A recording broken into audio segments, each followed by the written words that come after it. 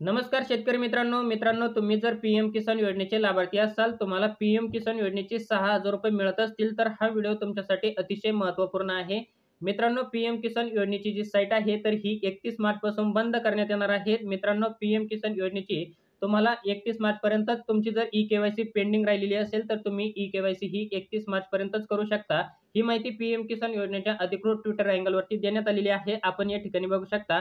किसानों के लिए अंतिम अवसर का ऐलान, पीएम किसान सम्मान निधि योजना की अग्रिम किस्त पाना है तो 31 मार्च 2024 तक ई-के-वाय-सी जरूर करवाना. म्हणजे मित्रांनो, आपल्याला जर पीएम किसान योजनेची जी ई-के-वाय-सी पेंडिंग राहिलेली असेल, तर आपण फक्त 31 मार्चपर्यंतच पीएम किसान योजनेची ई-के-वाय-सी ही करू शकता. त्यानंतर पीएम किसान योजनेची पूर्णपणे साईट बंद करण्यात येणार आहे.